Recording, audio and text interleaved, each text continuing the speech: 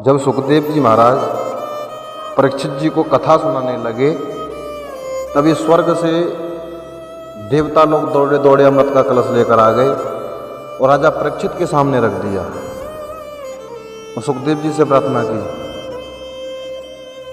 हे सुखदेव जी महाराज, ये जो आप कथा में परीक्षित को पिला रहे हैं, कृपा करके वो अमृत हमको पिलाएं और ये सुधामृत हम इसके बदले में परीक्षित को पिला देंगे।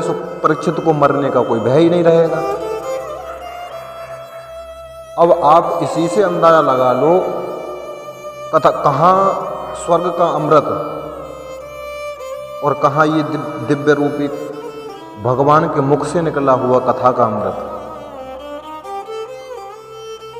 तो सुखदेव जी ने कहा, बोले महाराज, समन्वय होता है बराबर की चीजों में होता है।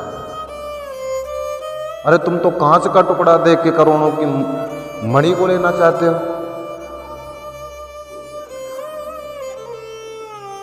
3 कंजूस थे, सारी दुनिया उनको कंजूस कहती थी। बोले तीनों मित्र बोले, भाई सारी दुनिया हमको कंजूस कंजूस कहती है, चलो कुछ खर्चा करके आते हैं। तीनों मित्र बाजार में पहुंचे और बाजार में पहुंचते ही तीनों मित्रों ने 250-250 ग्राम घी खरीदा और घी को लेकर अपने घर गए। कुछ दिनों बाद जब तीनों मित्र मिले तो आपस में वार्तालाप करने लगे, पूछने लगे, बोले भाई घी चल रहा है कि नहीं? बोले हमारा तो चल रहा है। बोले कैसे यूज करते हो? एक बोला, बोले जब सारी रोटी बन जाती हैं तो एक रोटी ऊपर की चुपड़ लेते हैं और एक नीचे की चुपड़ लेते हैं और बाकियों को सब चुपड़ा समझ लेते हैं, बड़े आनंद से भोग लगाते हैं। दूसरा बोले, चौरे तू तो बहुत खर्चा करता है। बोले भैया आप कैसे यूज करते हो? बोले जब सारी रोटी बन के तैयार हो जाती हैं तो एक सलाई लेते हैं हम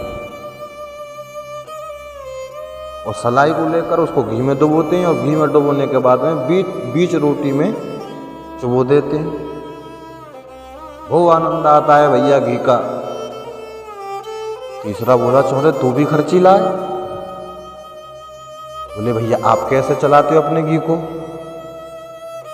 बोले हम कैसे चलाते हैं, जब सारी रोटी बन के तैयार हो जाती हैं तो सीसी को तो हम सब रोटियों को घुमा देते हैं और जब सीसी को रोटियों पर घुमा देते हैं तो सीसी का ढक्कन खोल के रख देते हैं साइड में और जब पाते हैं वो आनंद आता है उसकी खुशबू को सूंघ कर, ऐसा लगता है कि रोटियों में घी लगा हुआ है। तो भैया अगर रोटियों पे सीसी फिरा के खाओगे तो वो घी जिंदगी में ख़त्म होने वाला नहीं है। तो देवताओं का भी ऐसा ही है। बोले बड़े देवताओं इस अमृत के लिए देवासुर संग्राम हो गया है, तो ये बोले परीक्षित को ही क्यों पिलाने आए? और ये इनकी विशेषता अलग अलग है। बोले भागवत कथा है जो कथामृत है वो दिव्य जीवी बनाता है और सुधामृत क्या है? बोले ये पक्षपात भी करता है। बोले पापात्माओं को तो ये सुलभ है ही नहीं और पुण्यात्माओं को ये पाया जाता है। तो इसलिए देवता कैसे हैं? बोले परमात्मा की बात करते हैं